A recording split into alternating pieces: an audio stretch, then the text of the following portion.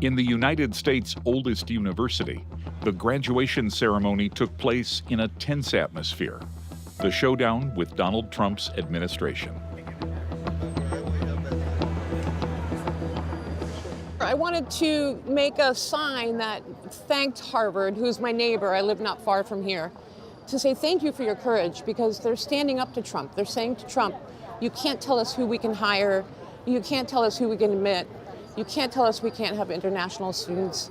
And it takes a lot of courage right now to stand up to Trump. I think Harvard really is the only one doing it at the moment. And I'm very, very grateful to Harvard for that. The university's original sin, its refusal to cancel programs in favor of underrepresented minorities and to hand over the names of students who mobilized for Palestine. Since then, the federal government has used every means it has to bring Harvard to its knees. The latest is to stop granting visas to foreign students, thus depriving the university of its international reputation. In a country where the opposition is virtually mute, the president of Harvard has decided to resist. Welcome, members of the class of 2025 from down the street, across the country, and around the world.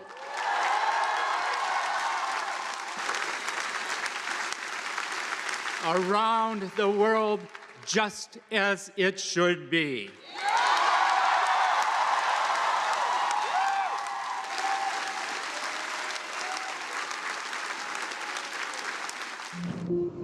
The images of the unlawful arrest of a Turkish student for taking a stance in favor of Palestine just a few miles from Harvard stunned the student community.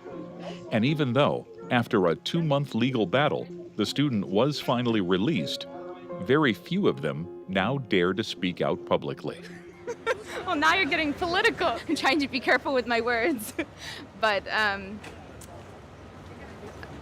I'll just say it's complicated. I don't have any personal opinion about that. Sorry. I gotta run. Sorry.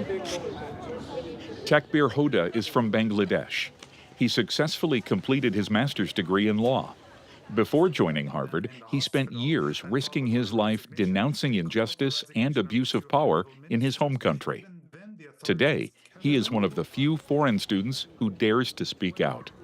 He has decided to leave Harvard, heavy-hearted. Yes, my name is Takbir Hoda. If I had done the PhD in law at Harvard, I would have been the first Bangladeshi to do so. Well, it's really saddening because, we come here with certain hopes and aspirations, and, it takes a lot of hard work and sacrifice for international students to come to a university like Harvard. The cost isn't just financial, it's also professional. Like some of us have, left jobs that were very stable to be able to attend this with the hopes that it would lead to something bigger and better. But the sheer level of uncertainty that we have been, faced with, it completely unsettles our future plans. But instead of a doctorate at Harvard, he decided to leave his student accommodation. In a few days' time, he will be flying to Oxford University in the UK, where he has also been accepted. The other options are more favorable in this regard, like going to the UK, for instance, where being an international student isn't as uncertain and taxing. The starting point of the battle with the current federal administration was the mobilization of Harvard students in support of Palestine after the October 7th attacks and the accusations of anti-Semitism that followed. Many Jewish students felt stigmatized. The university finally took up the issue and imposed some measures. But for the federal administration, that wasn't enough. Ryan Enos is professor of political science. From the very first attacks by the federal administration, he launched a campaign for Harvard to preserve its independence. This is a fight for democracy and for the rule of law. He also launched a petition that has attracted more than 800 signatures from Harvard professors. For him, Donald Trump's attack on the university has nothing to do with accusations of anti-Semitism. We can see his motive when we think about that it fits a very clear pattern of these sort of authoritarian attacks that we've seen in other countries, where people that were leaders that wanted to cement their power as authoritarians, they attacked a certain set of civil institutions. And in every case, this is in countries like Turkey again, or like Hungary, or like Venezuela, we saw attacks on universities, we saw attacks on law firms, and we saw attacks on the press. And so I think ultimately, this isn't about a policy. It's not that Donald Trump has some policy he wants to achieve. It's that he wants to take away things in civil society that might be thought of as a counterweight to his attempts to gain power. And it's as simple as that. Harvard has lost $2 billion in federal funding, a third of its annual budget. The main victim is the Harvard Medical School, an institution that has seen more than 10 Nobel Prize winners since it was founded. Tim Mitchison is from Scotland. He is one of the world's leading specialists in microtubules, dynamic rails that determine the structure of human and animal cells. Research on microtubules helps better understand the development of cancer and other diseases. In May, more than 30 years of research were suspended by a one-line email. You are receiving this email because one or more of your projects have been terminated per notice from the federal funding agency. That's what that is. So this is the only information I've received.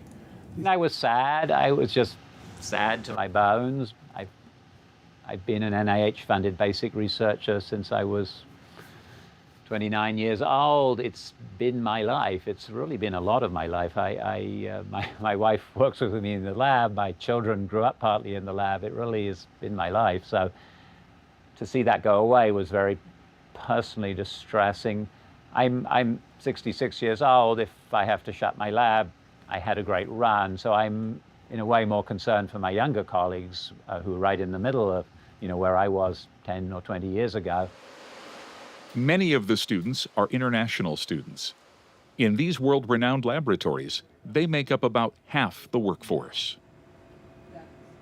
What feels to me very personal attack on international students, because they bring so much to this country, because I was one once. I love all the students in my lab, but the international students are kind of taking more of a risk by coming here, and I really appreciate them as colleagues, and I just can't stand that they're being attacked in this way. And they literally don't know, will they be allowed to stay until they graduate? We just don't know. Harvard won a temporary injunction, but we don't know.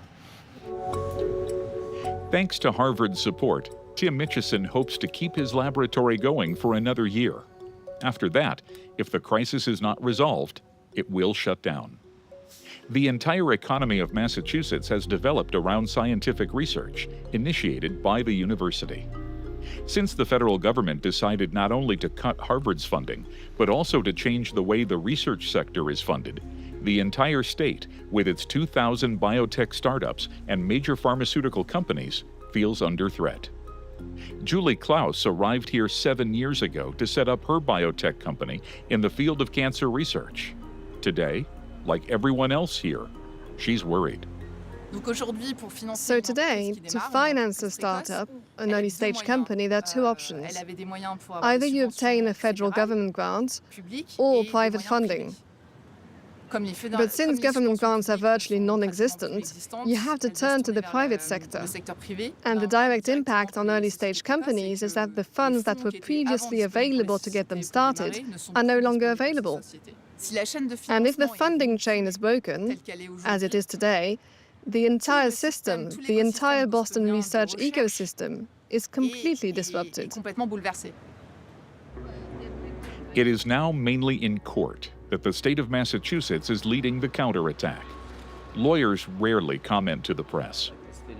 From jurisdiction to jurisdiction, these cases could take another 2 years before they get finally resolved in front of the Supreme Court. The battle is also being waged on another front. Every year, a few days after graduation, it's Alumni Day at Harvard.